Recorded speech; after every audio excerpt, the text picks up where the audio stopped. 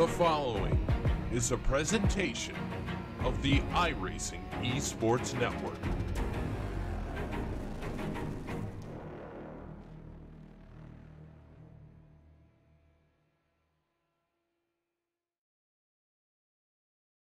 Three, two, one.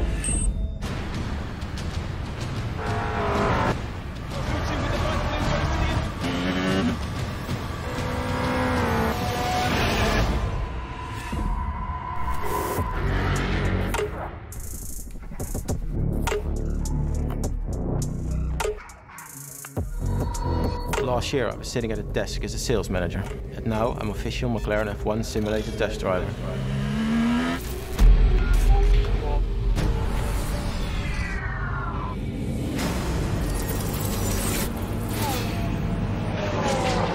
So there's 1.4 behind.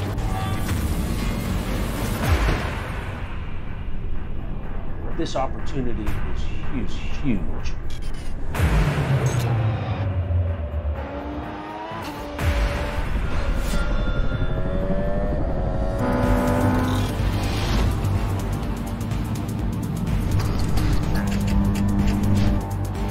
That's it, 46 what? That's faster than the factory McLaren driver, and he's done 6 laps.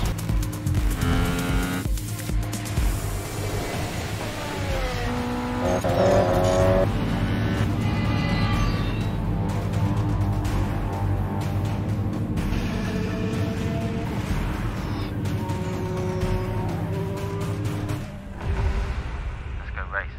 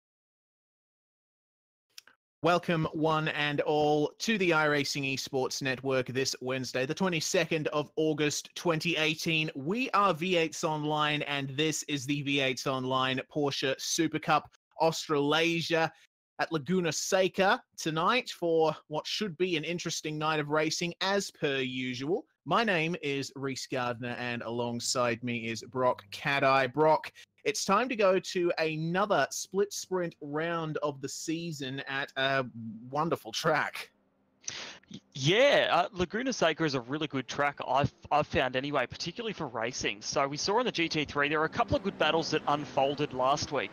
And to touch on that split sprint format, it's going to be a 15-minute race first up, and I believe a 25-minute race second up here tonight. Now, we have seen a bit of carnage in the first 15-minute race the last time we had this split sprint, and that was a bit of it was something we frowned upon a little bit, but then we did see some great action, basically an 8-car battle for the lead in the second 25-minute race with that random reverse grid as well. So I'm pretty excited tonight to see how it goes, and we do have a few drivers that haven't really raced in the series before, as well as some of our regulars here.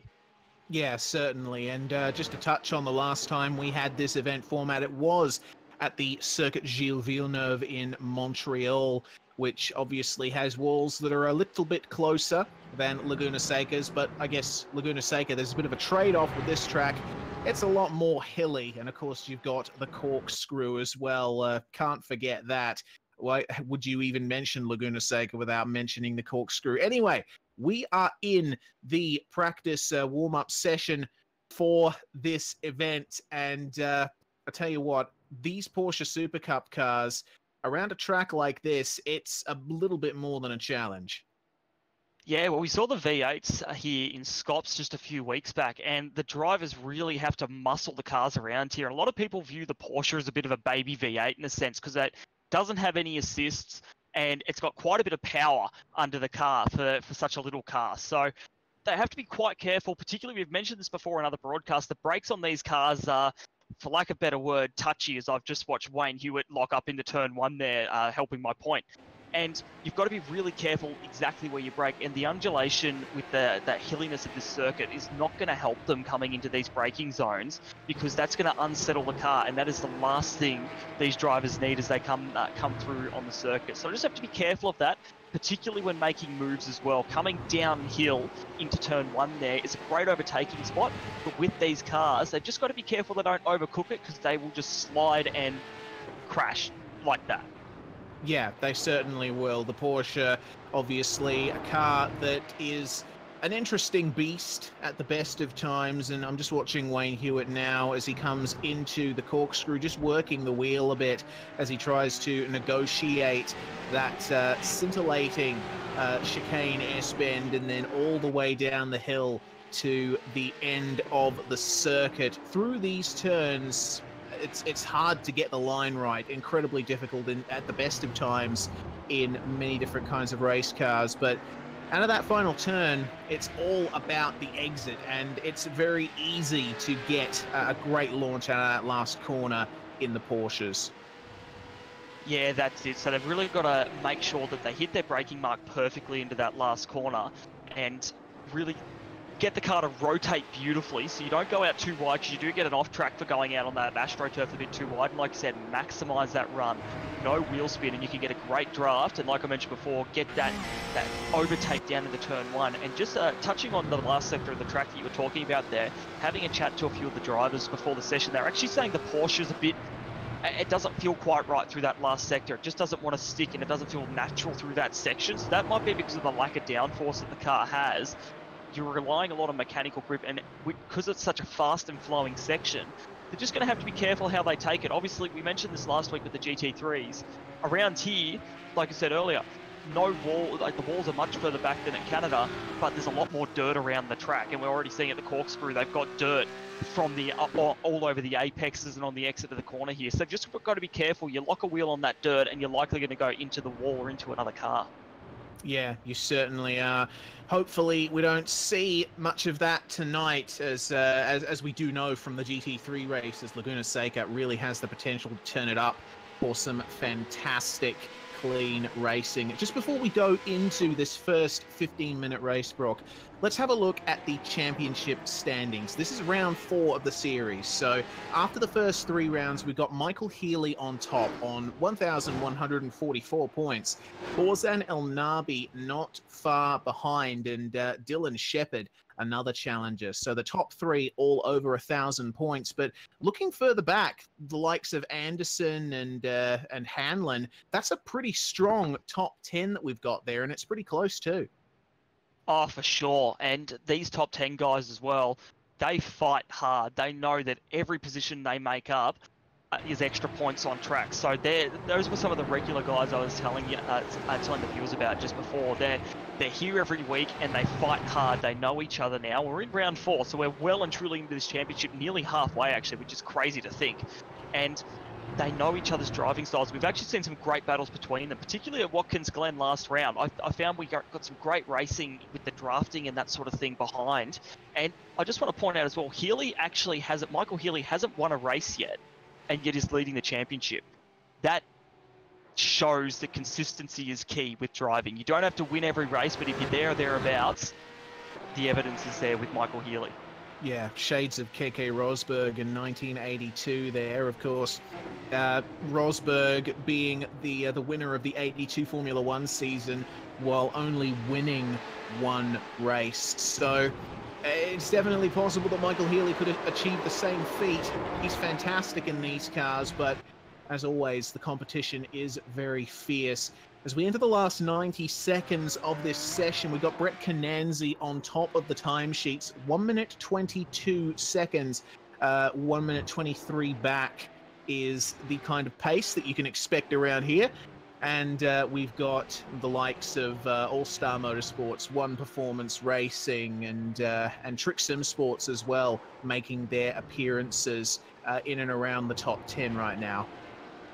Yeah, All-Star's got a few more drivers than usual in this race, so they've all decided to come out for a play, and we've seen they've been pretty strong in the V8 of recent times, and also in the GT3, so it'll be interesting to see how that pace converts. We've seen the Altus Esport drivers of Zach Hanlon and Bo Albert have done very, very well to convert their GT pace into Porsche pace, so interesting to watch them. I think we've got 4 ASM drivers in the top 15, as well as obviously OPR, always strong here with Healy there as well. He's like I said, a championship leader, and he shows he's just that fast. So I'll be interested to see. We've got a few new guys coming in as well as our regulars, and interested to see if they shake up the order a bit, particularly with that reverse grid as well.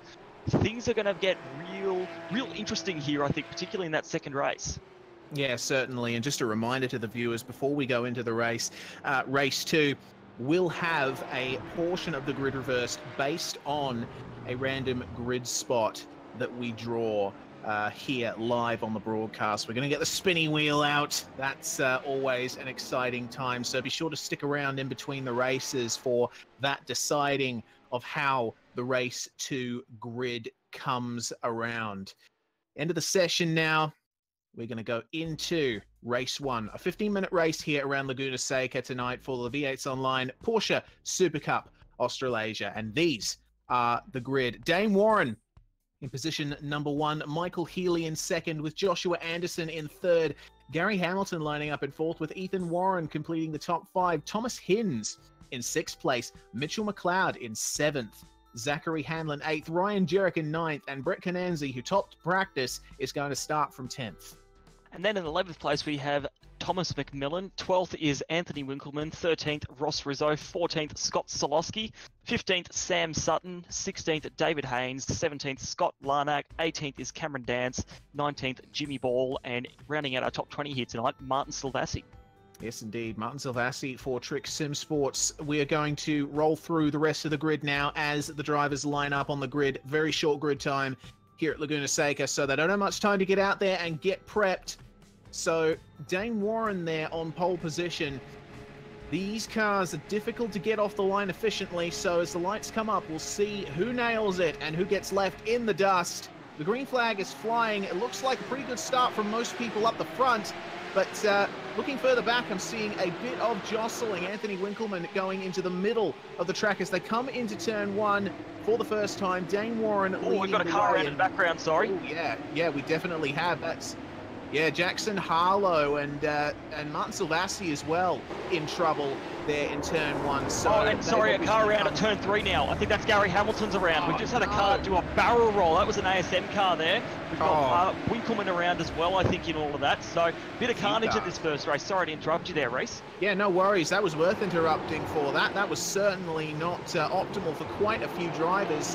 Gary Hamilton, it just looks like he was turned in turn 3 and it just snowballed from there. Quite a few cars involved in that. Yeah, so just like I said, Hamilton got tipped around there, and one of the ASM cars, it might have been McMillan, it was Ethan Warren, sorry, he did a barrel roll off the front of Hamilton's car, so that was pretty crazy there.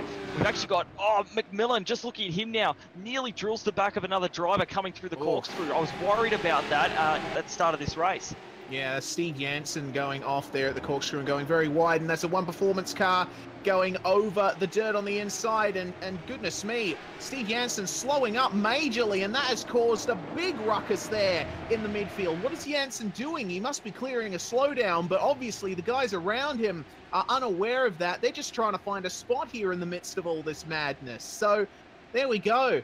A bit of a horror first lap for quite a few competitors. We've already got cars in the pits. Thomas McMillan and Thomas Hinz both in the pits, with Sam Sutton making his way out of his pit box. So lap 1 completed, but from there, Dane Warren, it looks like he's leading the way by quite some margin from Anderson and Healy.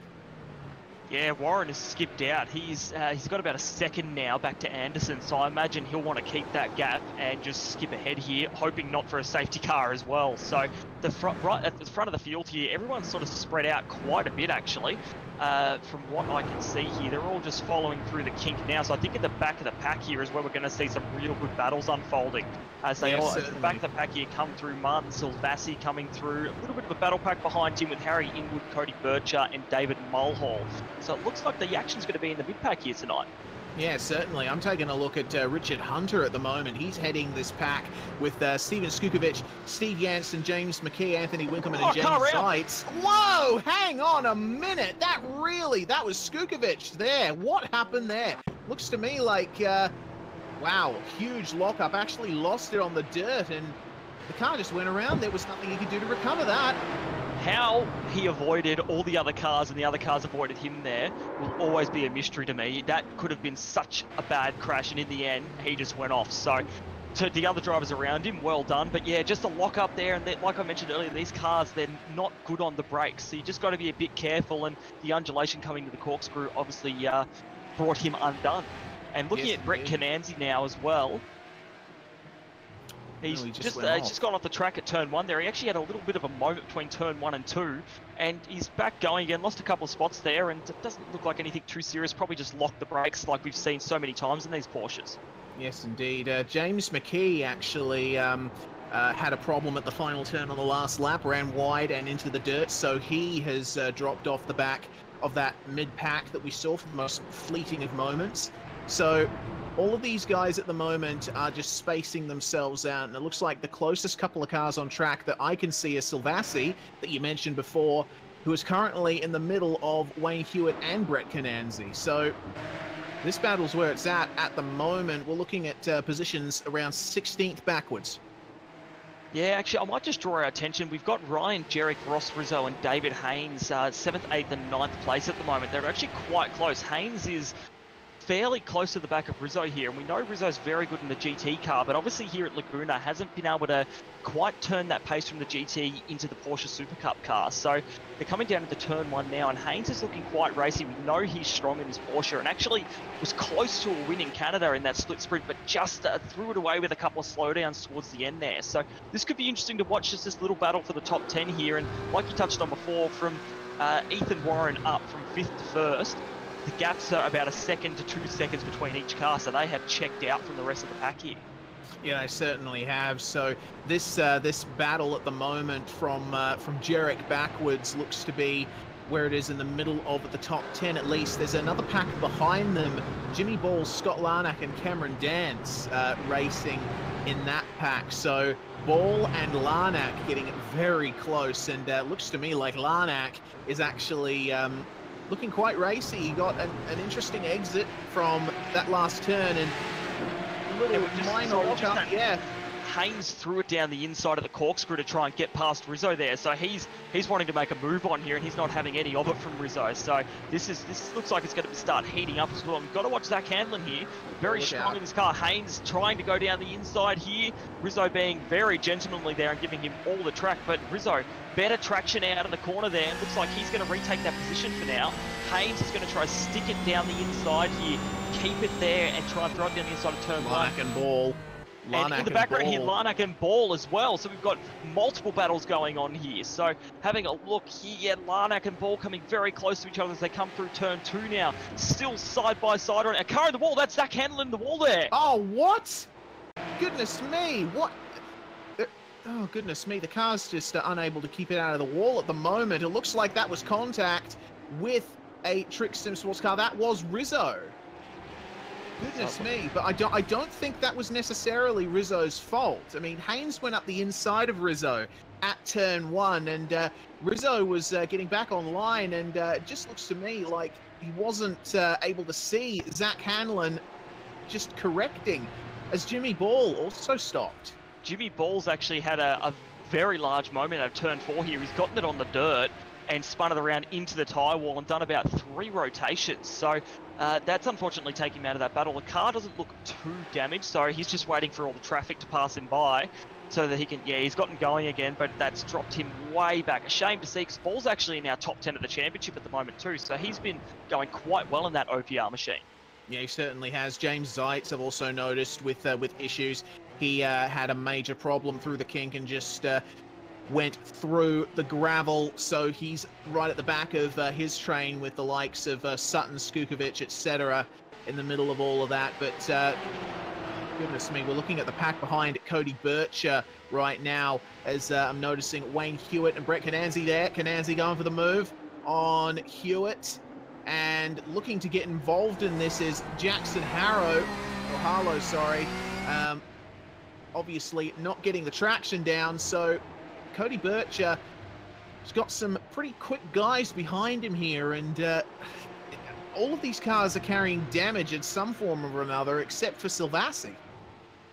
Yeah, so you could probably say that Silvassi's in the best situation here in terms of particularly down the straight. Is in the background. Hewitt's actually defending fairly hard here as well, so he really doesn't want to let him pass there as they all come down into the kink.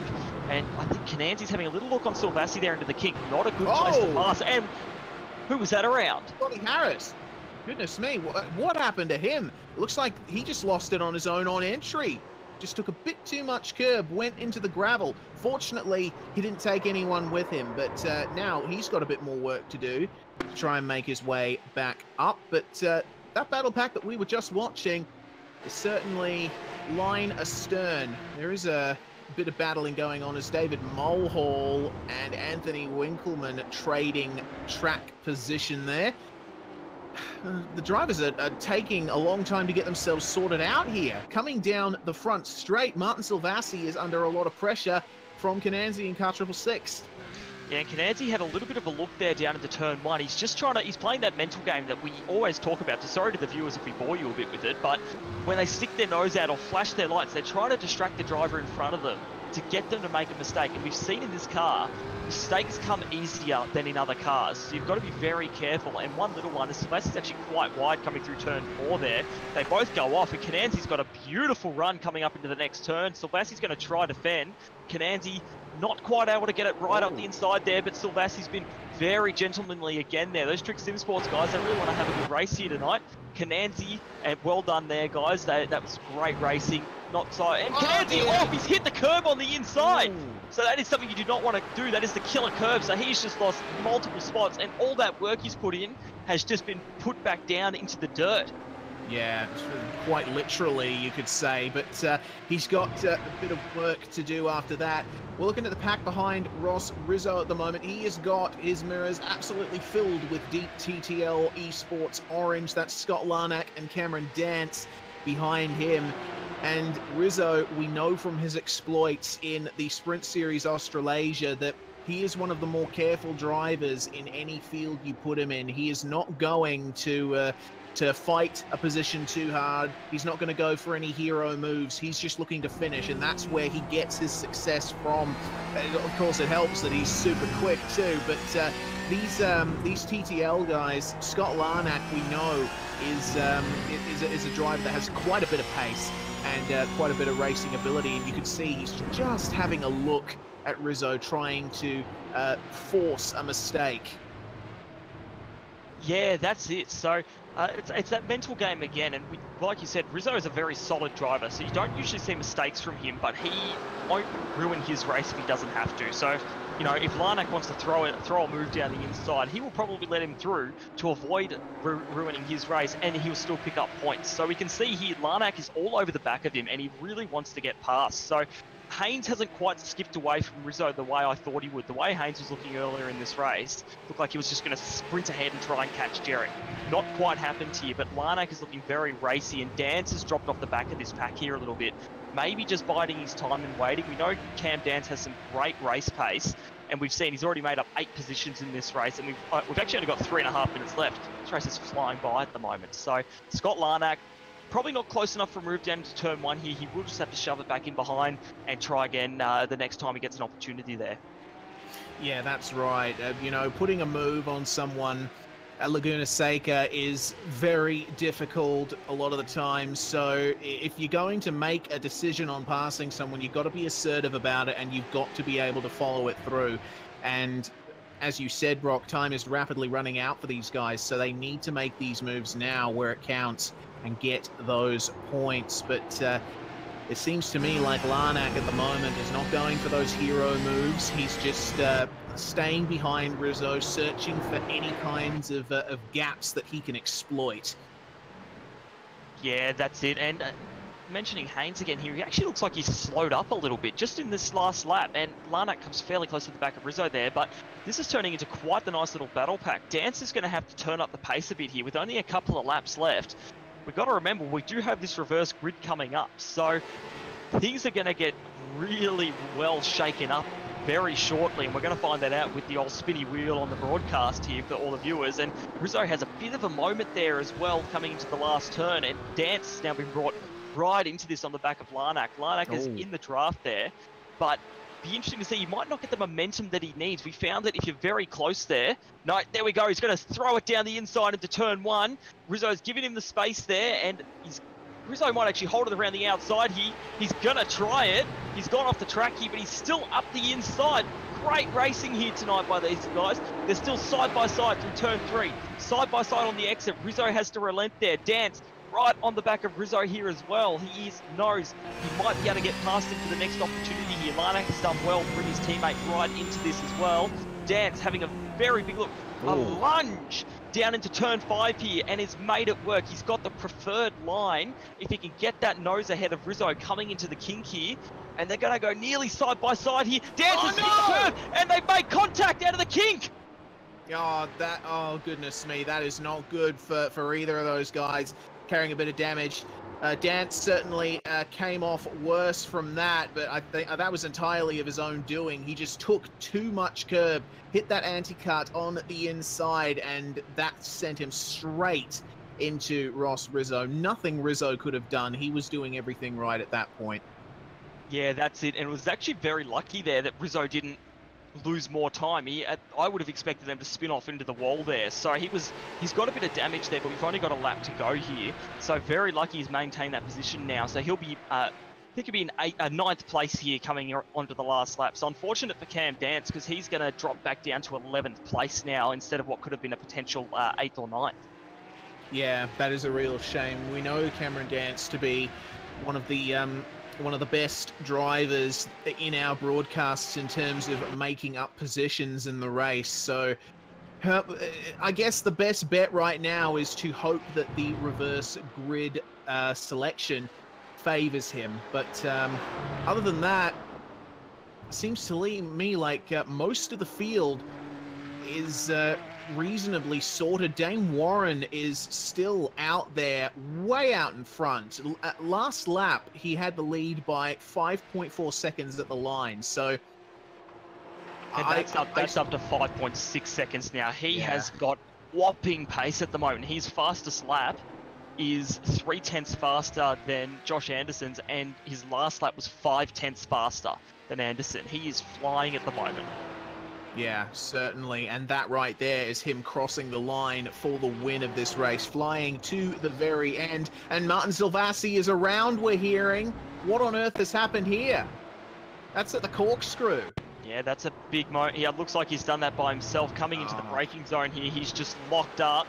Yeah, it looks like the rears have locked on him, and he's just spun around into the dirt there. So no contact or anything, just unfortunate that it was on the last lap for him. He'd made up 6 positions up into 14th place there from 20th, putting himself in a pretty good position for the race coming up. But now he's dropped down to 24th from there. That's unfortunate to see for him.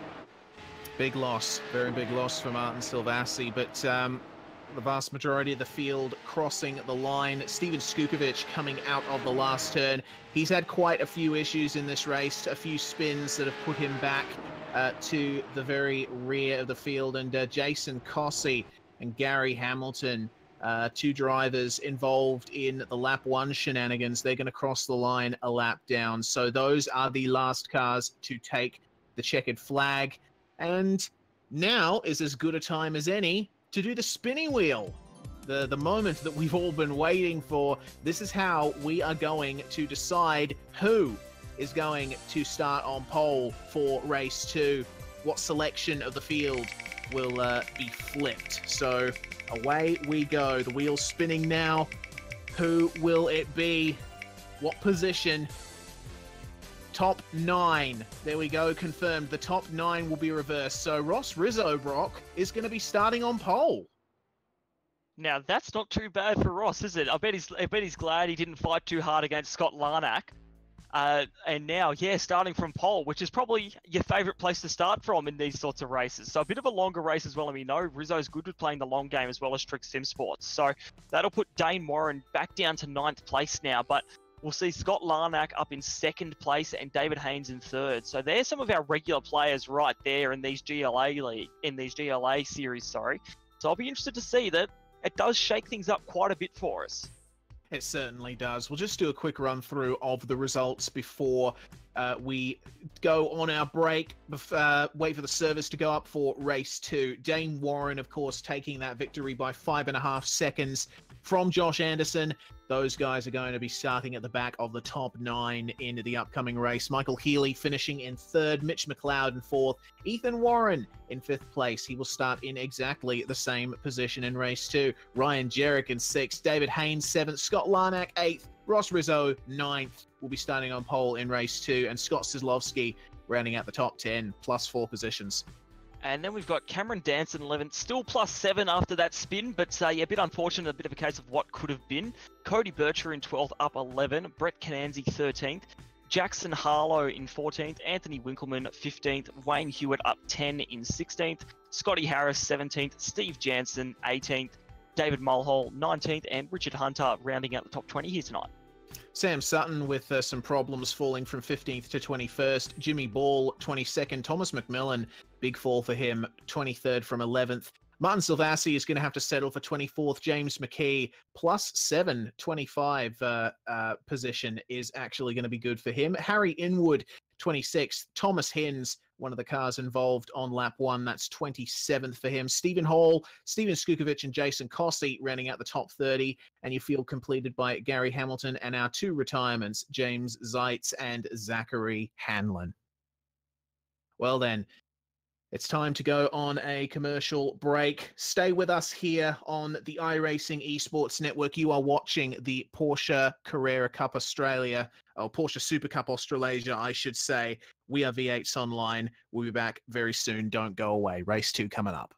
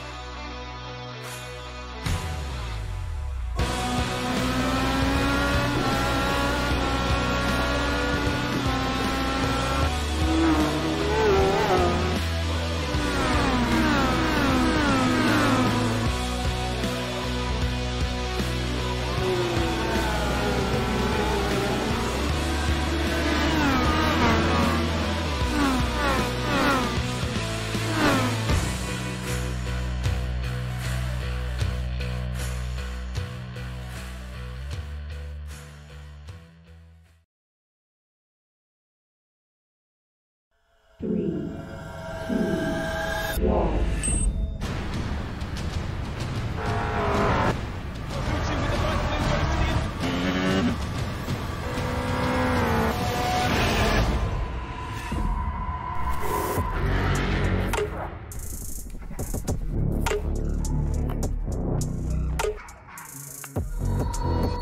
year I was sitting at a desk as a sales manager, and now I'm official McLaren F1 simulated test driver.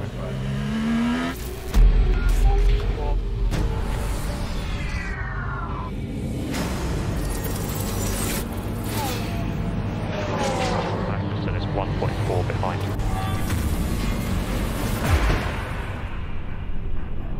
This opportunity is huge.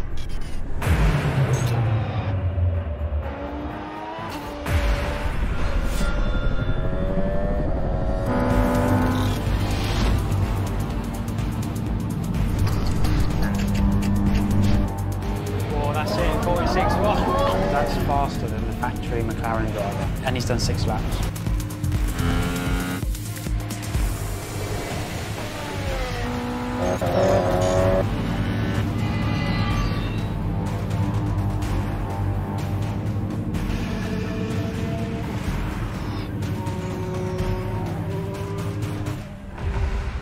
Let's go race.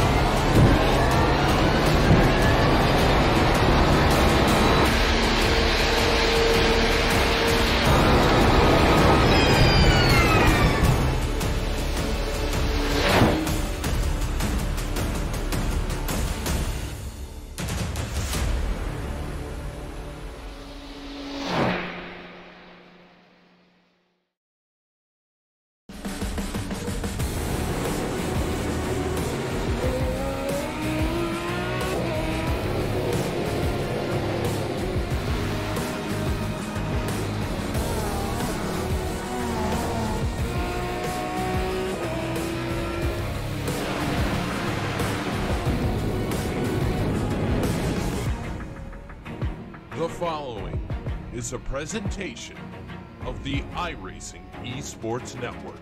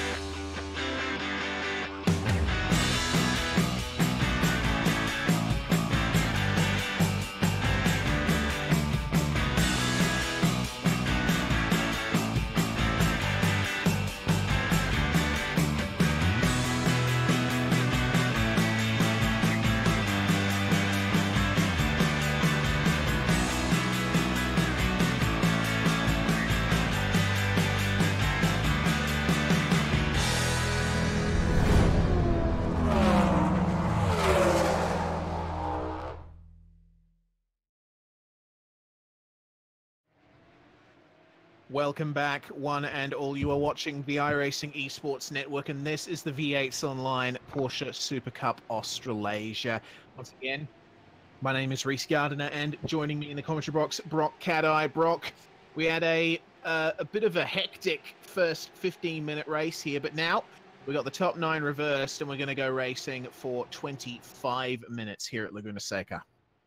Yeah, the first race was a little bit crazy. It wasn't so much the driving standards per se. It was just, I found anyway, the brakes seemed to be the biggest issue for the Porsche drivers out there tonight. So in terms of the driving standards, it was really good to see some great battling going on throughout the pack. And, you know, not many silly moves or anything like that. And yeah, I quite enjoyed that race, even if the leaders were, you know, spread out by about 10 seconds between first and fifth. But hopefully this race is a little calmer. The guys will understand the track limits a bit more. It's a 27-degree track here tonight. I don't think we touched on that earlier. So it's not cold, but it's not hot either. It's that sort of middle ground that can be nice, but when you're going through some of the high-speed corners in these Porsches, you still feel the tyres on the very edge of that grip limit. So particularly through the kink, we did see a few mistakes were made getting out on the dirt and that sort of thing as well, and trying to understand the limits of the track. So now that we're used to it, so hopefully in this 25-minute race we see a bit closer racing as well as some really good battles unfolding as well.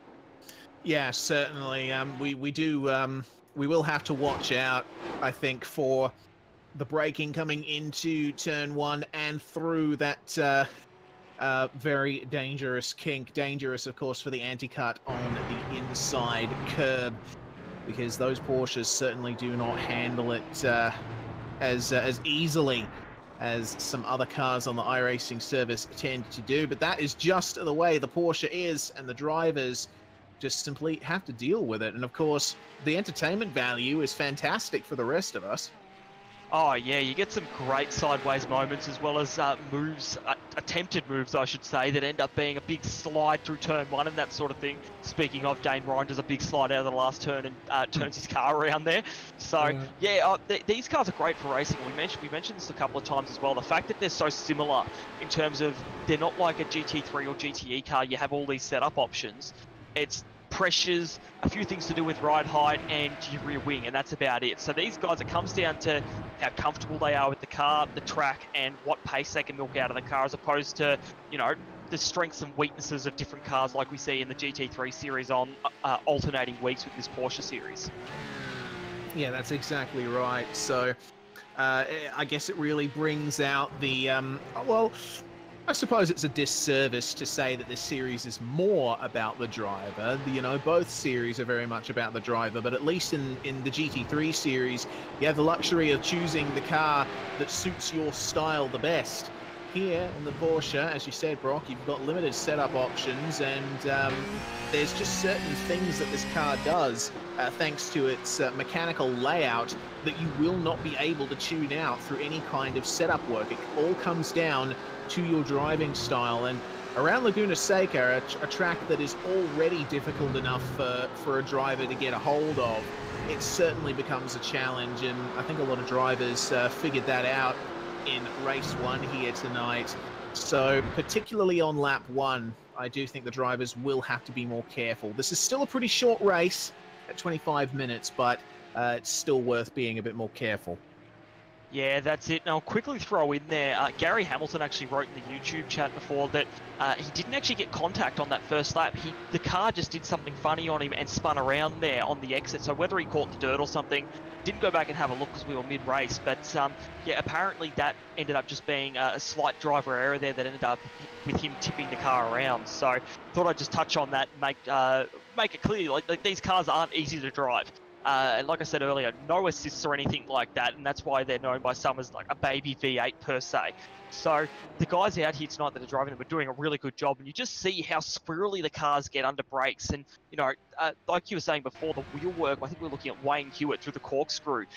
The car gets light, it kicks out, it wants to break away on you. You've really got to muscle it through that section and get the cars settled, and that's the difficulty of this car. But it's also, if you can get that finesse down pat, you've mastered the Porsche, and we can see these guys out here are doing a really good job of that for the most part. Yeah, and if you can master the finesse of the Porsche, then you can master just about any car on iRacing, I would wager, because you know, it's cars like this that are particularly hard to drive that really teach you how to handle a race car, and so it really makes you a prime sort of candidate for other cars on the iRacing service and other tracks too. I mean, if you're talking about Laguna Seca, certainly this is a track that combines quite a few off-putting elements of certain racetracks and just combines them all into one twisting sinew in California. Grid up on screen now. Ross Rizzo starting on pole position with Scott Larnack in second. David Haynes for Team Huge Ass is going to start in third. Ryan Jerrick in fourth place with Ethan Warren rounding out the top five. Mitchell McLeod lining up in sixth. See what he can do from there. Michael Healy in seventh. Joshua Anderson eighth. Dane Warren in ninth. Of course, he won race one, so it'll be interesting to see what he can do from ninth position. Rounding out the top 10, Scott Sislovsky. And in 11th, we have Cameron Dance, 12th, Cody Bircher, 13th is Brett Cananzi, 14th, Jackson Harlow, 15th, Anthony Winkleman, 16th, Wayne Hewitt, 17th, Scotty Harris, 18th, Steve Jansen, 19th, David Mulhall, and rounding out the top 20 here just before we race, Richard Hunter. Yes, indeed. Cycling through the rest of the grid now. So it's going to be a 32-car field taking the start here at Laguna Seca for race 2. Round 4 of the Porsche Carrera Cup Australasia starting off. And Ross Rizzo getting a good start, but it seems like Scott Larnack is getting a better one, and they're really jostling for position behind them, Brock. Yeah, so there's some real jostling going on here. A couple of cones flying in the background as well. They're fairly clean through turn 1 and 2 here. Being a bit careful, 3 wide in the background there as well. You've got a car off in the background. Mitch McLeod is firing at the moment, Chris. Up to 4th place. Yeah, that's crazy. He's that's insane. I don't think I've seen a driver make up a few positions like that before. It's only a few turns in, and he's basically done it. They're getting a bit feisty in the back, though. Michael Healy versus Cameron Dance. They went all the way over to the other side of the racing surface. So getting a little interesting in the pack, but for the most part, it seems like the vast majority of the field has gotten through the first part of lap 1 cleanly, but the leaders are coming up to the corkscrew. This is another choke point. Yeah, that's it, and this is a big one here. It looks like they've all made it through so far. We've got Dane Warren has just gone off the track there coming out of the corkscrew, so he's had a bit of an issue there, and he's still up 1 position at the moment. We've got Ethan Warren, but a slowdown as well, right on the apex of the corner there. Saw that caused troubles last race as well, as the guys are all coming down to turn 1. McLeod and Haynes side by side coming onto the main straight here as we come down to complete the first lap of this 25-minute race.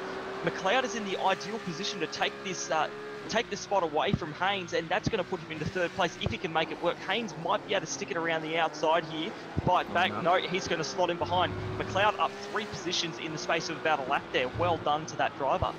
Yeah, certainly, and it looks like he may very well be in hot pursuit of Scott Larnack and Ross Rizzo. Doesn't have the likes of Dane Warren in front of him to try and streak away in front. Warren is all the way at the back of this lead pack, so see what McLeod can do from here. But Ross Rizzo and Scott Larnack are continuing to hold their own up the front there. Meanwhile, the rest of the field has gone mostly single file, seeing a little bit of drama in the back. Martin Silvassi making his way around Gary Hamilton, or at least attempting to. Hamilton's not letting him have it. Harry Inwood was getting involved there as well. So Silvassi just electing to wait behind Hamilton. Just ran a little bit wide, did Gary, coming through that kink. Let's see if Silvassi does anything into the corkscrew. No. Wise move. I mean, not everyone is Alex Zanardi, right? Yeah, that's it. He thought about it. He looked down the inside there, and he's a little bit wide there as well. Wayne Hewitt! Oh my goodness! Whoa, hold on a minute. Ross Rizzo around Ethan Warren with problems as well. That was close there. Wow. Ethan had to take to the grass to avoid Hewitt. Well, not grass, gravel, but he had to take avoiding action because Wayne Hewitt was going super slow there, trying to clear that slowdown. So we're going to get a replay presented by CPR Car Parts of both of those incidents. What happened to Rizzo? So Larnack has tipped Rizzo around into the final turn there. I dare say there'll be a penalty coming for that. He basically drove into the back of Rizzo, I think. Oh, did Rizzo have a moment there? I'll have a might quick have. look here. He It might have. looks- It looked at me like Rizzo got on the brakes a tad Oh, early.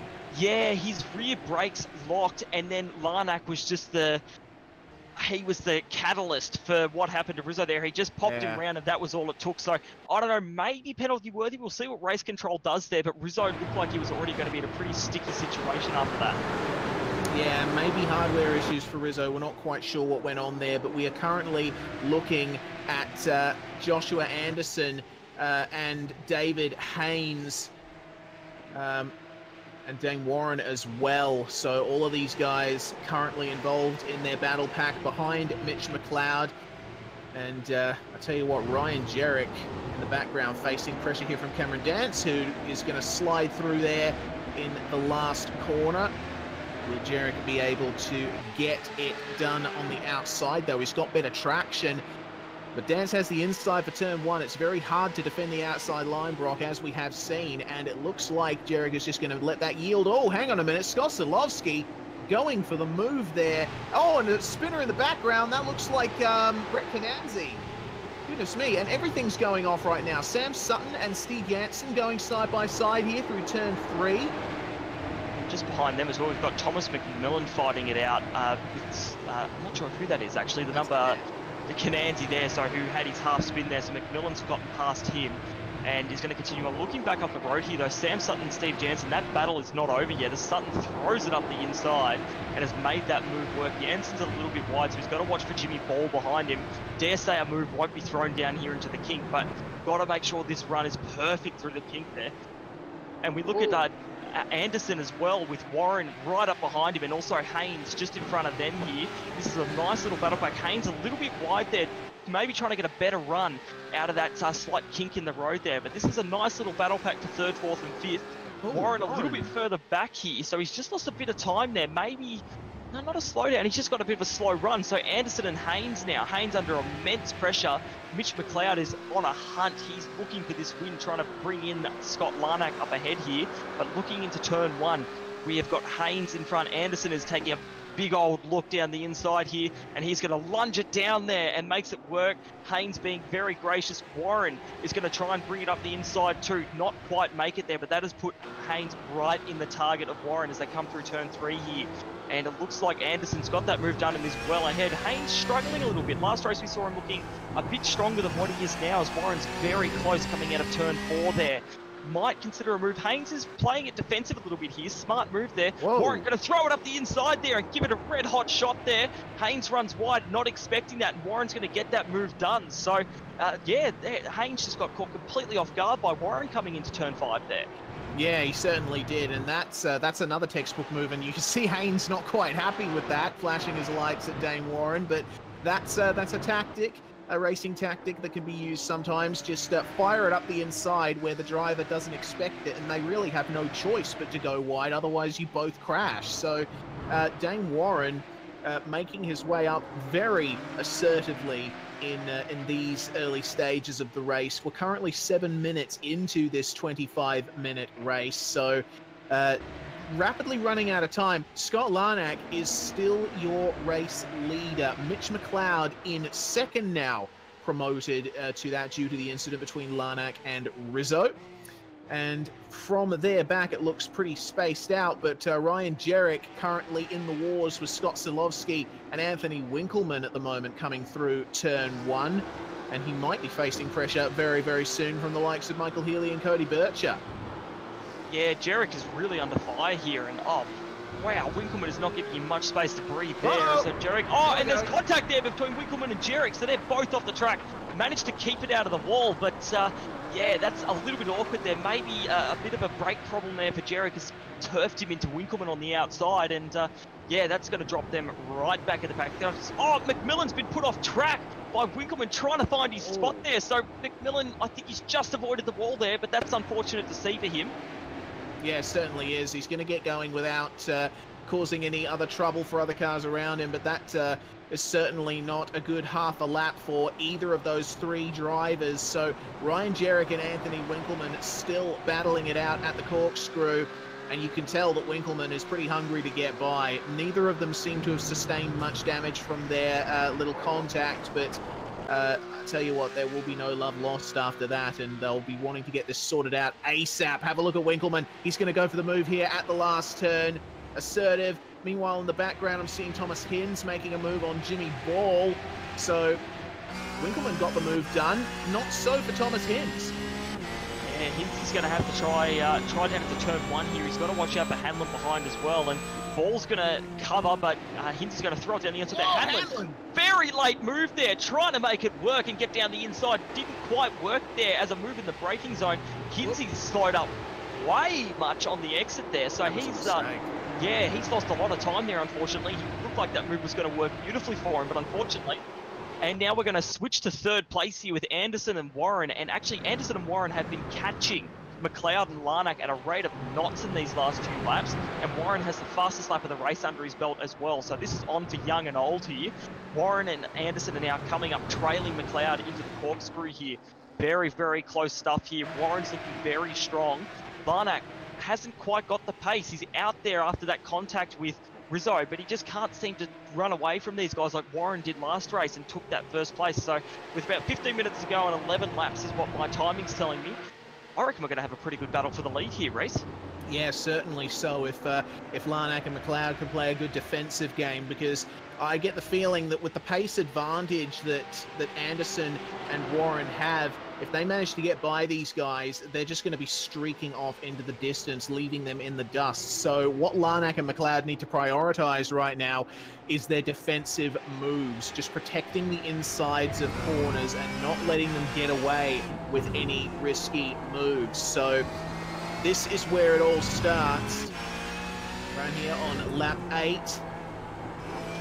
Larnack still maintaining a lead by a few car lengths, but staying consistent with McLeod, who was actually 0.3 faster on the last lap. And Anderson and Warren, well, Dane Warren is nearly basically 0.8 faster than Scott Larnack on that last lap. So, oh, McLeod, a little bit of a mistake there through the kink, and that is going to leave him open to an attack from Anderson. He's leaving the inside covered. Now all of them are looking for just a bit of space to try and sort this out, but of course there's not much racetrack to use up there at the top of the hill. So now the top 4 well and truly close together. We've got a proper 4-way battle for the lead here. Yeah, this is great. McLeod made that small mistake, but very smart. And Anderson's going down the inside here, as we've also had Hinsey off as well. But Warren focus on this lead battle here. Warren has managed to throw it up the inside of McLeod here as well, side by side down the main straight. Warren has his nose very much in front here, and it looks like he'll be able to get this move done. We saw on the last lap Anderson defending hard from Warren. He's worried. You know, if Warren gets in front of him, he will be gone. So that has put Warren up into third place, sorry, I should say, up 6 positions from his starting spot.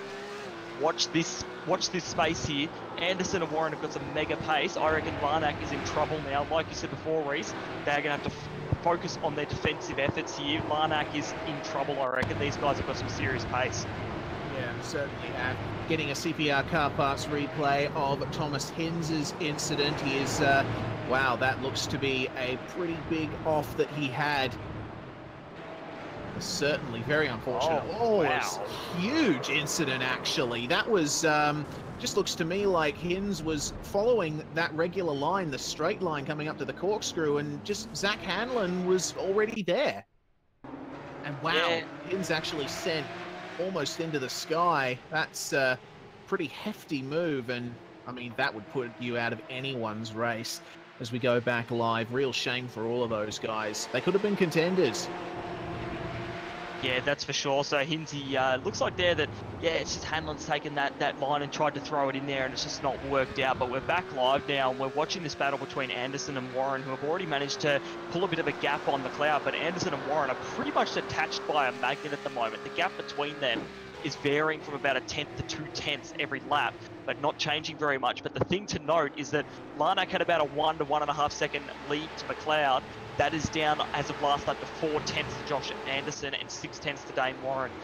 Larnack is a very good driver, but right now he doesn't have the speed, and we saw that Warren isn't afraid to make a bit of a an unknown move to get a position, as we saw him do on Haynes, and Anderson is very fast. And we've also got Brett Cananzi around now. So these guys, Cananzi is just not having a good night here at Laguna Seca. So he's taken a bit of curb into turn 2 there and just spun the car around by the looks of it. So just a small driver error, and the car and the track bite.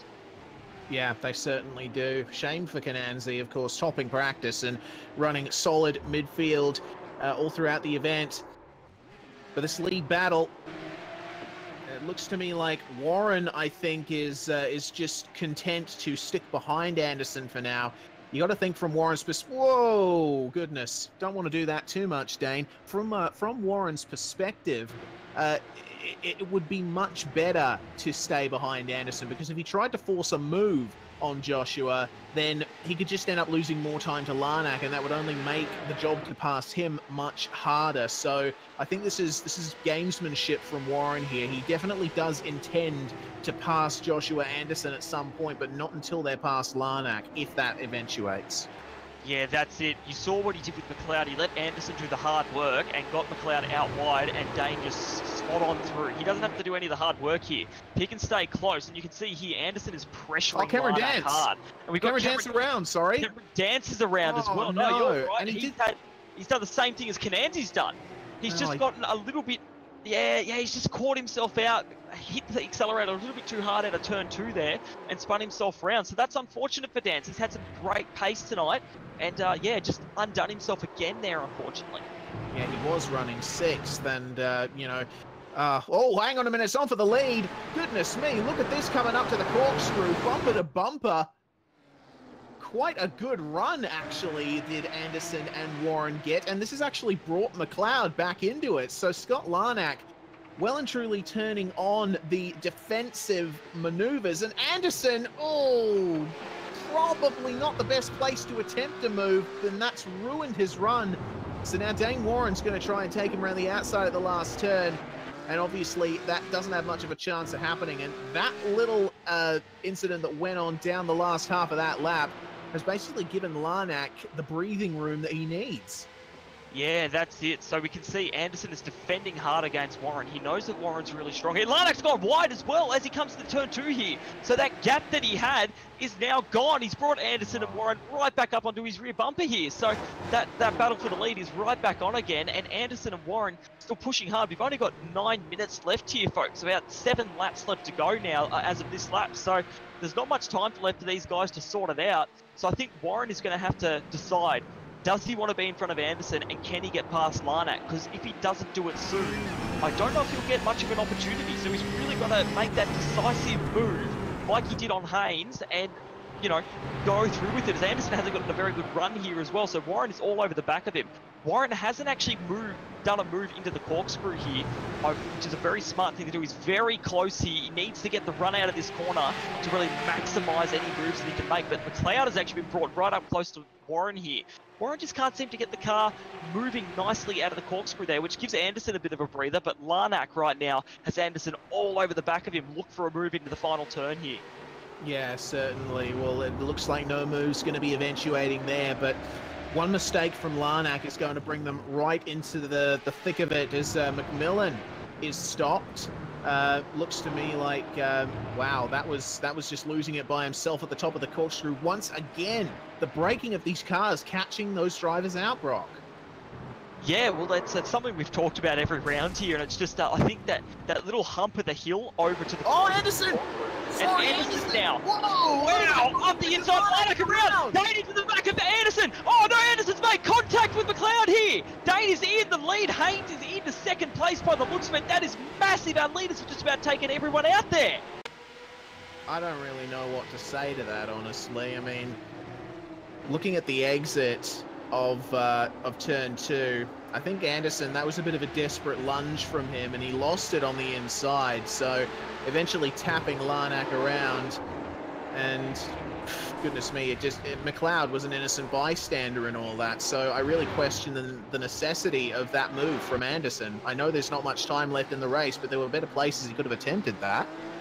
Yeah, that's it. He was very, very close. In turn 3, it's a bit of an awkward line through there, and that contact, well, that brought it all undone. So Warren has been at the the very lucky party in all of this in the end. He's now got about a 4.8 second gap back to David Haynes with a bit of damage. So, yeah, it was a bit, like you said, it seemed like a bit of a desperate move to try and throw it down the inside and get first place. He was getting fed up being behind there, and Warren was looking very strong behind Anderson. And we've got Mitch McLeod in the pits now as well. A shame to see. McLeod had some great pace, and he was sitting in the back there looking like he might be able to make a move very shortly if it all worked out. We've actually got Scott Solosky up into third place now from back from 10th place. So he has done brilliantly to get up there. Yeah, he certainly has. Meanwhile, looking at the battle between Sutton and Bircher, Cody Bircher facing some dramas, as is Jackson Harlow, who is facing attacks from Cameron Dance. So that mid-pack with Anderson right in the middle of it after his incident. Oh, who is that TTL car there? That's Scott Larnack actually at a standstill by the side of the track, and he has been there for quite some time. Looks like he was asking for a tow from race control, which you are allowed to do in this series. So Larnack back to the pits. That's his night over. That is so unfortunate for him and McLeod. McLeod was basically secured fourth at that point. Yeah, exactly. Yeah, those guys in the top four were having awesome scraps. So it's a shame to see that that's ended up being the result. And I'll just point out, Dane Warren is now 6.4 seconds ahead of David Haynes. So he is flying at the moment and showing sort of the true pace that car has. But having a look back through the field here, we've actually got a great battle. That Cody Bircher battle and Sam Sutton, there's about 6 cars here, all embroiled in a great battle as we come into the last 4 laps of this race here. Yeah, certainly is. And, you know, it's this kind of battling that I think really makes the headlines. I'm just looking, you know, Cameron Dance is trying his best to get a move done on Jackson Harlow, but it's just not working at the moment. And you know, most of the cars in this pack are carrying damage of some form, so the drivers will be having a little bit of trouble keeping them on the straight and narrow. But once again, not much time left. They got to make those moves now and make them stick. Yeah, that's it. With 3.5 laps left to go now, you know, it's now or never in a sense. These laps, they're not very long. The drivers are doing about 1 minute 24s in race pace here. So it's, you know, we're about 4 minutes away from the end of this race. So these guys have really got to shape these up and start planning the moves, particularly through this last sector here. You come down through the corkscrew and you've got to get a real good run. You've actually just had a driver nearly spin it around there as well. Who was that? Anderson. That was Anderson. Okay, and so now side by side with Jackson Harlow, and Harlow having to let Anderson go there, but you can tell he's smelling blood and he wants a piece of this pie. Simultaneously trying to move on Anderson and defending from Cameron Dance, but it looks like Dance is going to come off the best in all of this. He's got the traction coming on to the start of lap 16, so looks to me like this is going to be move on. Yeah, he'll throw it down the inside there and make it work on Harlow, so that's move done there. Dance, he did have that spin earlier, so he's now trying to fight back, I guess, from the positions lost, but that's going to put him now a couple of positions up on his starting position there. So Dance showing that he does have good pace in this Porsche and has shown that in other series as well. Yes, indeed. I think it's certainly going to be on for second. Oh no, oh goodness, Cameron Dance around, and he is going to have to recover once again. He actually got into the tyre wall there. Something that we've seen quite a bit of tonight. Drivers losing it on their own. Mitch McLeod around as well. Oh, that's a shame to see. It's just these drivers that are holding damage in the car, unfortunately, from some of those incidents. Yeah, and he's gone round there. So, yeah, he's really... I reckon there's some sort of steering damage in that car there, and he's trying to make it to the end, pick up the points. But, yeah, can't help but feel sorry for Mitch. And we're going to look at third now with Solosky and Healy battling it out here. So Solosky came a bit out of nowhere after all those incidents occurred. He's ended up in third place. And just to point out as well, Warren was about 6.5 seconds, 7 seconds ahead of David Haynes, and is now 2.8 seconds ahead. So maybe a slowdown or something, but something weird's gone on there. So we'll have to keep an eye on him with only now 2 laps to go. But looking at Solowski and Healy here, Healy is our championship leader at the moment, and right now is ahead of all of his championship rivals. So looking to pick up some good points at the moment in this second race. But the question is, can he get past Solowski in the last lap and a half here? The gap is a bit too much. It's pretty much equidistant between Haynes, Solowski and Healy there. But if he can get a good run out of the kink, he might be able to set it up for the final turn. I'll tell you what, Warren, the turn he just came out of, turn 5, at that location on the last lap, he had a half spin. That's why he's lost all of that time. But I think with the amount these guys are going to be battling in these last couple of laps, it's they haven't got much chance of catching him unless he makes another mistake. So David Haynes, Scott Slowski, and Michael Healy all embroiled in this battle for second here. And it's going to be the last lap next time by. So Dane Warren can pull off a double win here.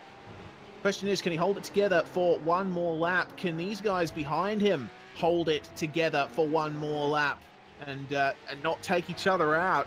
We will see what happens. The white flag flying in the air, and David Haynes now under pretty major pressure from Scott Sislovsky. So coming into turn 1, he's going to have a little bit of a look, but Haynes going slightly defensive.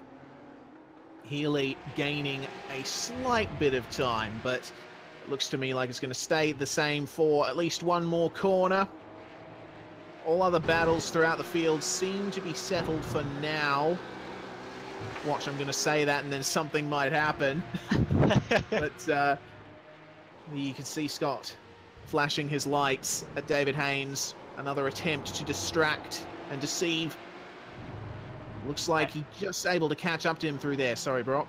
Yeah, so I was just going to say, Haynes here, he's definitely fighting defensive here, and it was very smart at turn 1. He positioned his car into the middle of the road. We saw just Craig Lowndes the 12 hour as well a few years ago to stop the car behind him getting in front.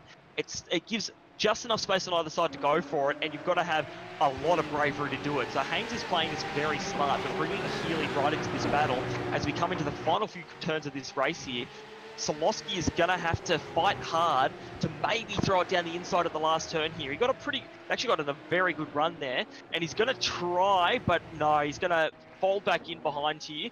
Healy got a very nice run out of there. We're going to have to watch they come down to the line, but I reckon it'll be Warren, Haynes, and Solowski, ASM on the podium there, first and third, after what was a pretty crazy last sort of 5 to 8 minutes of this race here, Reece. Yeah, certainly. Dane Warren taking victory there once again. And it was decided by mere tenths of a second for second, third, and fourth. So drivers just crossing the line now, and it seems like most of the battles have been resolved. Last few drivers crossing the start-finish line. We still have a few drivers coming around the lap. Wayne Hewitt is going to be the last driver to cross the line. Down in 23rd position, and you got to wonder, for him, among many others in this field, it's definitely a race of what might have been. So, with that, we're going to go through these final race results. Dane Warren taking another victory here tonight. David Haynes coming home in second place. Scott Sislovsky, though, taking third from 10th place. Big, huge moves from him. Michael Healy from 7th finishes 4th. Have a look at Sam Sutton, though. 21st to 5th. That's a really good run from him. Joshua Anderson coming home in 6th with Cody Bircher in 7th. Jackson Harlow in 8th. 9th, Anthony Winkleman. And making good on what turned out to be a night to forget for the most part. Gary Hamilton coming home in the top 10.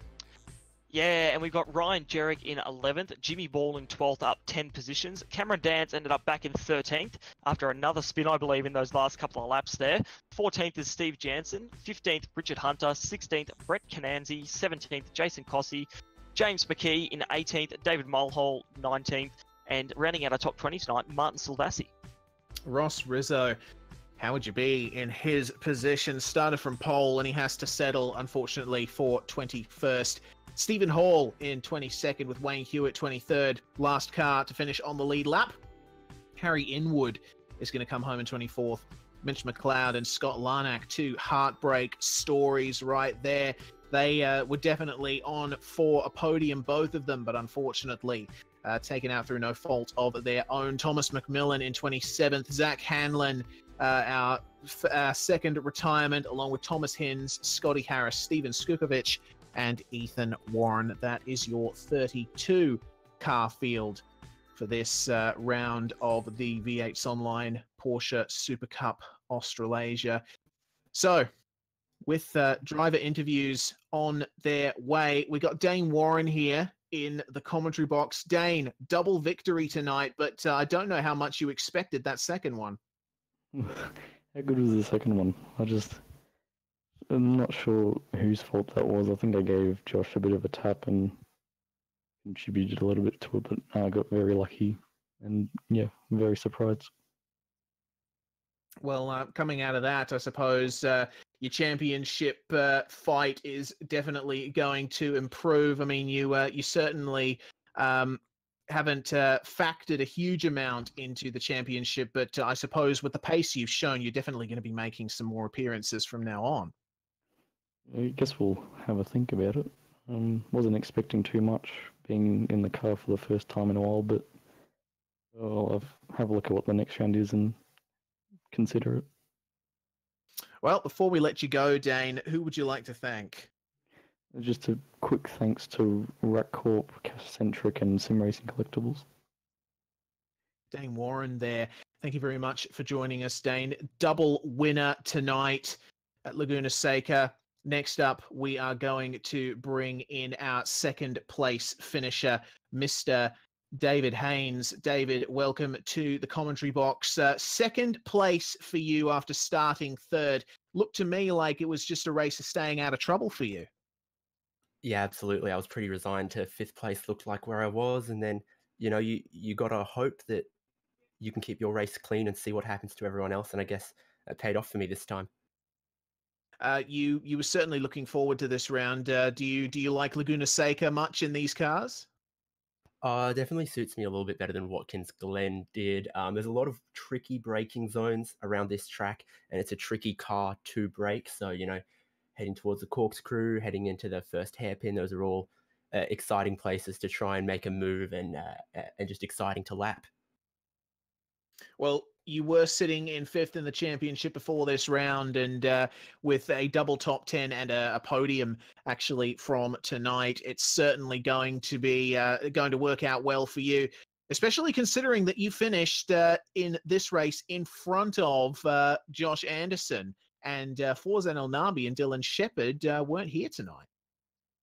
Yep, just got to keep showing up, and obviously 2 races went pretty well, and the reverse grid number sort of helped me out. If it was bigger, I probably would have started further back, might have had more chance of trouble. I spent the whole race just looking at my fuel consumption and spluttered about 20 meters after the finish line. Oh, very, very close. But either way, you got there at the end. So before we let you go, Mr. Haynes, who would you like to thank? You guys for broadcasting, thanks so much. Our organizers, our hosts of Race Control, and a big thanks to my very special sponsor, Dickens Cider. Thank you very much for joining us, Mr. Haynes. We will talk to you next round. Last to bring into the commentary box tonight, our third place finisher in race 2, Scott Sislowski. Now, Scott, you started in 10th, and you were obviously not expecting the position you ended up finishing in after the rest of the night. No, it was a pleasant surprise actually. My goal every race is to try and move forward and finish ahead of where I began, but no, it sort of fell into my lap. A few guys up ahead had some issues, and was more than happy to dodge and weave my way through them and pick up the biscuits.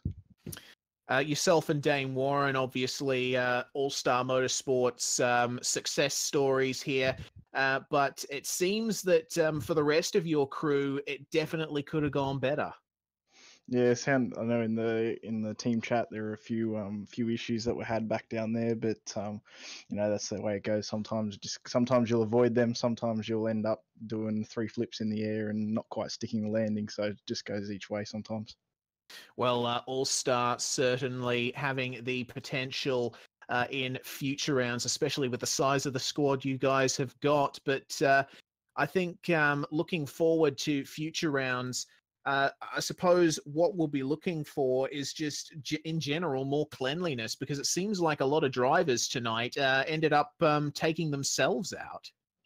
Yeah, I think the Porsche is a little bit susceptible to that sort of stuff. I saw a lot of people spinning themselves under acceleration, which can be a little bit deceiving at some points in the Porsche, especially in Laguna Seca, because you'll have so much grip and then you gas it up out of a turn and it just lets go. So unless you've done a few laps beforehand, it can catch people out. Yeah, it certainly can. Well, before we let you go, Scott, who would you like to give a shout out to? Just a shout out to just all the guys with their sets. Their setups have been really good recently, and putting in the hard yards, and just all our sponsors, and thanks to the guys at GLA for putting the series on. Thank you very much for joining us, Scott. We'll hopefully talk to you next round. Scott Kozlowski there from All Star Motorsports. And Brock, that was certainly a round that have some incidents to remember. Yeah, that's for sure. And I think we can say the racing was really good this round. I quite enjoyed some of the battles we were having. It was just really unfortunate, particularly in that second race, to see that lead battle come unstuck like that. I feel like we were robbed a little bit of what could have been an awesome last sort of 5 to 7 laps of that race. So, but positive out of all of that, the competition is mega in this series. To have 4 guys like that, they're pretty big names in the iRacing Australia and New Zealand community, battling it out on track like that, fighting it out for the win. Up until that incident happened, I don't think you or I could have predicted the winner in all of that, because the way you can defend it, Laguna Seca, and get the car behind you stuck and wear out their tyres a bit, it's great. I love the racing tonight, and I think hopefully we see more of this in our next round as well. Yes, indeed. And speaking of the next round, it is at the Nürburgring Grand Prix circuit, which always turns it up. Low grip surface, specially built for Formula One track right there, and some interesting overtaking zones and a very nice flow will certainly make it a test for the drivers here in both the Porsche Supercup Australasia and the Geodesic Racing Sprint Series Australasia, which incidentally is on same time next week. So that's going to be next week. But in the lead up to that, we got a full schedule here at V8's Online. Just note these in your diary if you're interested on catching up. On Friday, we've got the Spa 650 in the Australian Online Supercar Championship. Sunday's a pretty big day. We've got the Oceanic Endurance Championship at Suzuka and the Pocono 400 in the International Majors Series. On Monday night, we've got the V8 Supercar Official Online Series at Spa. On Tuesday, we've got the final round of the Down Under Graphics 410 Sprint Car Championship. That's going to be an awesome night of racing. And of course, Wednesday, same time as now, we've got the Sprint Series Australasia at the Nürburgring Grand Prix circuit. And because those series share a schedule with this one, we'll be able to catch the Porsches at the Nürburgring in 2 weeks' time. So we hope you join us for that. Thank you very much for joining me, Brock. Pleasure once again. Yeah, it's always great to be in the comms box with you, Reese. And, well, these series, they keep pumping out the action for us, so we can keep talking and talking all night long if they kept racing. Yeah, certainly. But it is time for us to stop talking and end this broadcast off nicely. So thank you very much for joining us, guys. Be sure to subscribe to the iRacing Esports Network and subscribe to us at V8's Online. Follow us on Twitter, and you can find us at v8sonline.com. This was the V8's Online Porsche Supercup Australasia, round 4 from Laguna Seca. Round winner, Dane Warren. We'll catch you next time. 3, 2, 1.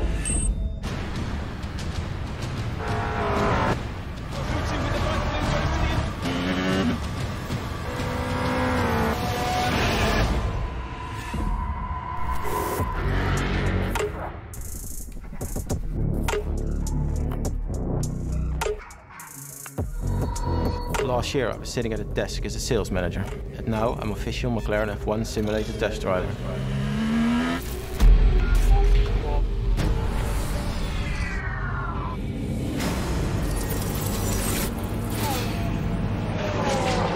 So there's 1.4 behind.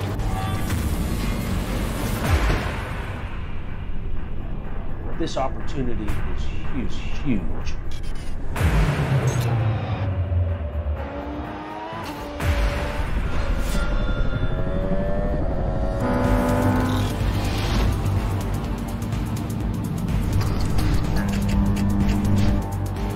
That's it, 46. That's faster than the factory McLaren driver, and he's done 6 laps.